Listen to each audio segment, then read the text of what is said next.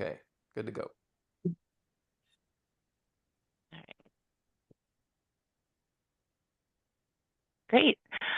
Welcome today to the VICC General Call. We thought we'd take this opportunity to give some updates on the Virtual Molecular Tumor Board, also run through VICC, which meets monthly on a Zoom call to cover various topics. And also we help provide educational material in collaboration with ClinGen Somatic Clinical Working Domain, and the ACMG Genetics Academy. And so when you see those webinars come through, we're very much involved with those as well. So we're going to give some updates on that, as well as a study that we've been involved in the last several years, or last couple of years, and we're going to be shooting to submit for publication in the next week or two. And Manuela and I are the co-leads for the Virtual Molecular Tumor Board. And so both of us will be talking today. So a quick over the goals of the VMTB, go over what we offer for education and how to access that content, and then talk about our reporting practice manuscript. So this Virtual Molecular Tumor Board, as many of you probably already know because I see a lot of familiar names on this call, it's not a live tumor board. So we don't have people bringing in live cases that need to be worked up in an actionable time frame or anything like that. But rather, our purpose is to provide tools and education so that those of us who do attend and participate in tumor boards can do our job with a lot of expertise and proficiency. So we do this by providing tools and expertise related to tumor boards, providing discussion and relevant topics, and bringing those to the forefront of the VMTB calls. Also, as I mentioned before, we've been working with the ClinGen Somatic Working Group to provide a CME series through the ACMG Genetics Academy. Manuela, I see you have your hand raised. Yeah, sorry, Beth. I don't know whether it's just me, but I still see the title slide. Is that correct? Oh, weird. Okay. Let me. I don't know how it is for the others. Same, yes. Okay. Let me see if I can I'll stop sharing and then reshare.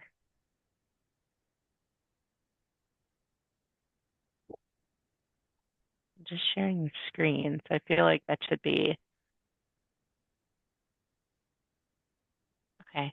So you should see the goals of the VMTB slide now. Yep. Okay. Yeah. All right, cool.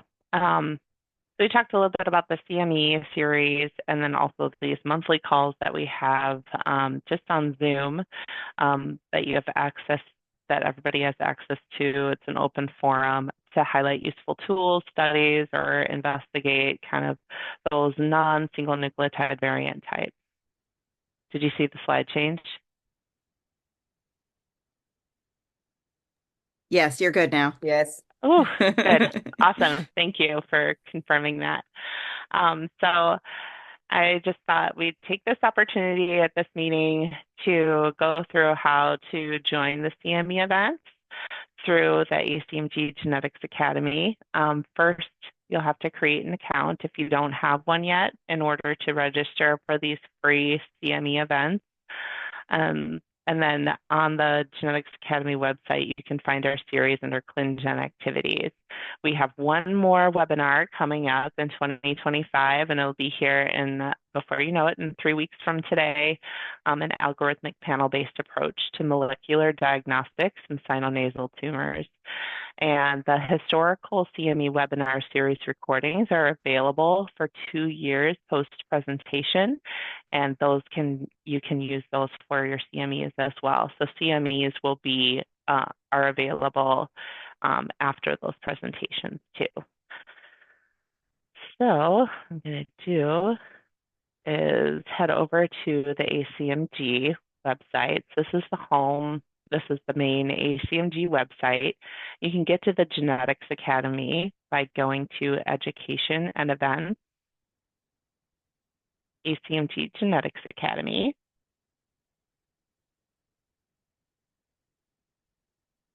And then the way that I access our events is going directly to ClinGen activities and the somatic cancer tumor boards. To see everything, you just click on both of these, click apply, and then you can see our 2020, the remaining series from our sessions from 2023, all of the sessions from 2024, previous sessions from 2025 that are now on demand, as well as our live webinar series here. You can see that they're all free, and that's something that we're really proud of, being able to offer something that is free and open to people so we can share expertise. So if you click into this live series, we can see some more information, although these are not all upcoming events. This is everything from this year. If we scroll down to the October one and click register here,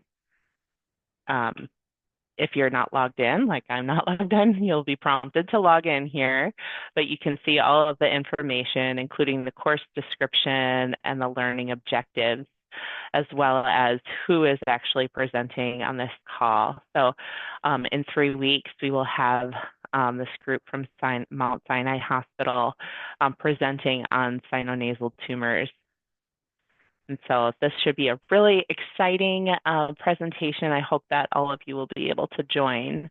Along with this, you'll see who the moderator will be. You can get in touch with any of us on the planning committee if you have any ideas on future sessions, and more information about the CME AMA Category 1 credit down below.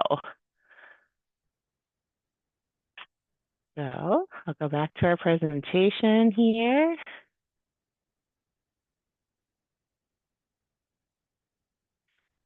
We also have non-CME calls, and I put together this slide just to talk through kind of some of the topics that we covered this year. I also made this fancy QR code that will take you directly to the VICC YouTube channel, and the previous meetings from the VMTB.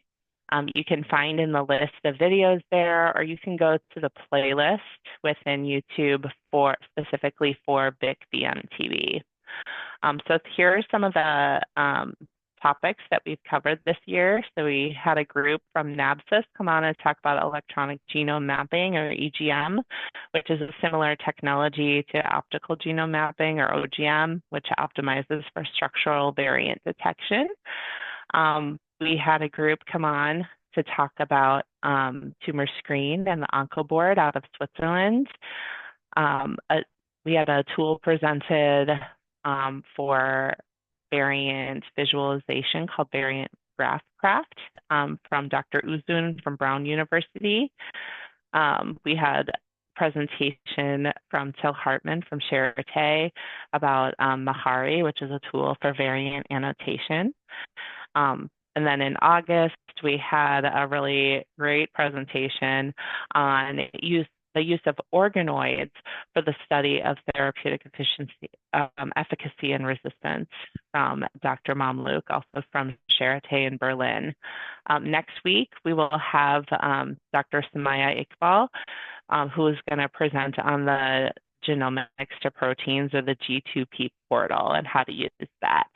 And recently, I've been incorporating the G2P portal into some of my more difficult variant workup. So I'm excited to kind of see the different bells and whistles that maybe I'm not so savvy on quite yet. And then in November, we'll have David Tamborero from the Karolinska Institute in Sweden come in and talk to us about clinical trial matching. So we hope that you're able to join us for those, and then feel free to go to YouTube and look for the VMTB playlist to see any of these historical sessions that you may have missed. And so if you're on YouTube, we do have our own YouTube channel here. And if you go to playlist, you'll see the general call, which is the call like today will end up in this general call playlist. And all of our historical VMTB calls will be down here in this VMTB call playlist. And so you open up the playlist and you'll see a lot of different things there. Great. So, any questions on how to access anything at this point? Otherwise, I'll keep going. So for 2026, usually you'll see that we'll take our November and December kind of off of our CME events, and we do that purposefully so that we can plan for the next year. But in the meantime, if you have any ideas of topics or presentations that you might find useful or exciting, or if you have research projects that you've been involved in or interested in, we're happy to help either recruit somebody to cover that topic, or if you're interested in presenting yourself, we would love to hear from you.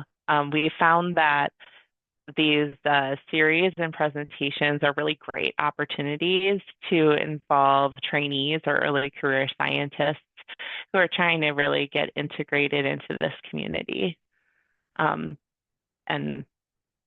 also engage with some really great experts that have come online to our calls. And with that, I'm going to hand it off to Manuela to talk about the research study that we've been involved in over the last couple of years. And with that, I'll stop the screen share for now. All right. Yeah, thanks, Beth. It's been a pleasure working with you over the last years, organizing these topics. And I think we had quite a few interesting discussions and presentations from all over the world. So, yeah. And another project which we have been doing was looking into how we actually report NGS results, molecular profiling. And I hope you can see my slides now. Okay, good. And we're preparing the manuscript right now, close to submission, as Beth already said. And I just wanted to highlight a couple of things from there. So first of all, we were able to actually collect reporting practices from all over the world. So we're really happy that we had this access here to the community, and we had so many people responding and how they're presenting their results, and also what they think is really necessary to have a good NGS reporting. So you can just have an overview of also like what type of like background people have. And the main point is that we try to analyze like what is really essential in a report. So that was one question that we asked for each individual element, that whether it's essential or preferred, but not essential or not recommended to have that in reporting. And then the second question we always ask whether or not these elements are actually reported. And so we have this score of essentiality, how we call that, and we can actually compare them to whether or not they're reported in the first place. So what we would like to have is that everything which is relevant and essential is up here, that it's also reported as often. And that seems to work quite well for most of the cases. We do see some outliers, like the guidelines here, and I forgot to put the color coding. So these are other guidelines used. So that's from responders in the US and Canada. And that is due to regulatory issues in CAP and so on, that you actually have to use certain guidelines. And well, of course, then there are not other guidelines are not as essentially and not reported as often, whereas they're more relevant overall. So the red color scheme is overall, and yeah, we do have Europe in a dark gray, and light gray is from other countries. So that is one good thing. And another thing is that we also try to get an idea of how complex biomarkers are reported, where we don't have information on essentiality in the beginning because it was just coming up, and but we still think that this is important to see how often HRD scores, so like genomic instabilities, are reported, MSI status, and so on. And we do see some differences also between the different countries, like the reporting practices, which is also has to do, I think, with some guidelines on how we should report, and also on the type of information we actually have, whether we are going for panel sequencing, whole exome sequencing, and whole genome sequencing. So I think that affects that as much. We, in the supplement, we try to detail as much of the differences as we can. So we really try to go step by step and show in detail what we summarize in the figures, so that you can actually follow through the different groups and sections we have, and then the actual elements where we ask the question.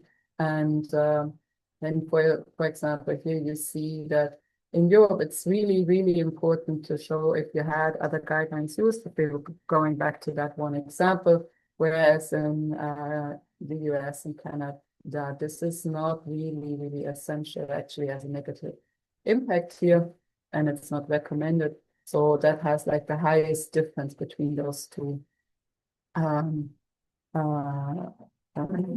continents, if we put it like this. So here you can really go through it step by step and dive into the data, which was quite rich overall. And if you want to dive in further, we can also go to our dashboard, which we're currently trying to, make a bit more appealing, but in summary, it also includes all the information which we have in the paper. So we have the standard data, but we also have additional information where we have the essentiality pulled down for all the subgroups of data. So where we have only, when we only have like a couple of figures in the manuscript, we do have all the data here in the dashboard, so you can go on variant reporting, look into what type of nomenclatures was most relevant, deemed most relevant, and functional assessment, as well as treatment recommendations and clinical trials. And we also can then go into the reporting, where we have the combination of score of essentiality as we had before in reporting, and we can then go over the points and actually see what each point means. So we're not just highlighting a couple of those, but you can actually go and explore by yourself, zoom in, and so on. So, and you have access to all the data which we collected over the 2 years. So in summary, I would say that this is a nice resource and overview of reporting practices. And even though we have been taking a bit to summarize and write up the manuscript, I think this is a nice data and a nice resource now, and nicely shows the collaboration on the level of the.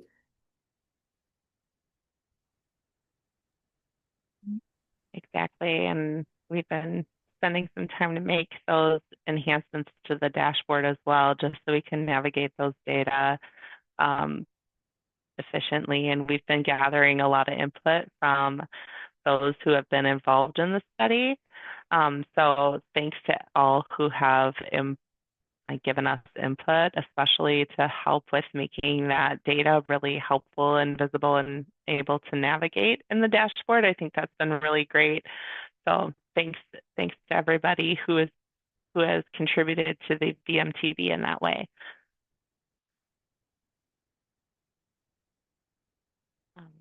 Yeah, that is essentially what we've been up to.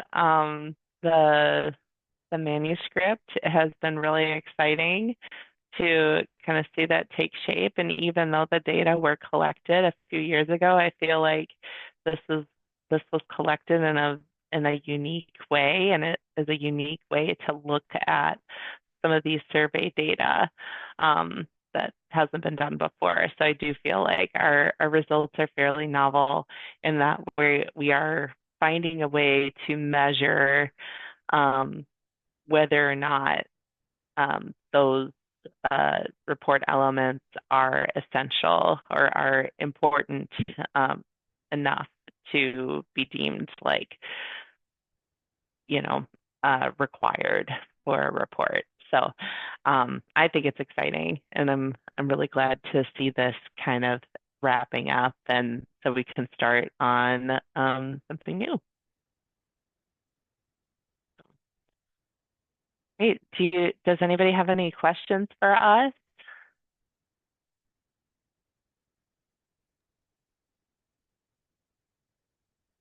Or any ideas on, how suggestions for any upcoming series, anything like that?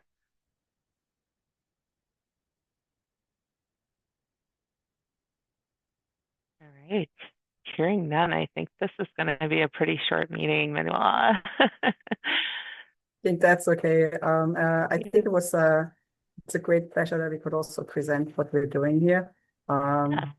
Maybe we should also highlight that, especially the ACMG series, this is not without the work of others like Jason and Gordana. She's on the call as well. So yeah, thank you so much Yeah. for supporting us there.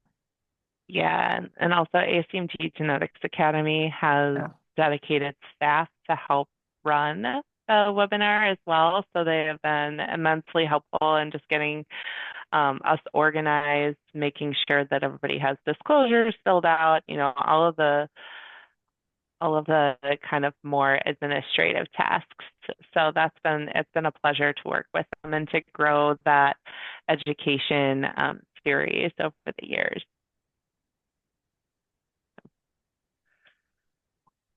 Right. Yeah. Thank you for adding that.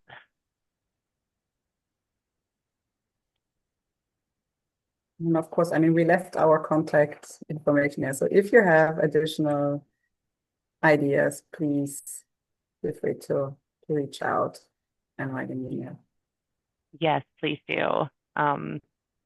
Yeah. I'm sure you all have my email, and Manuela's email is also in the slides. So we'll make sure we get those saved to the Google Drive. And yeah, reach out if you have any thoughts, questions, suggestions, or just want to discuss. All right, great. Well, thanks everybody. Thanks all.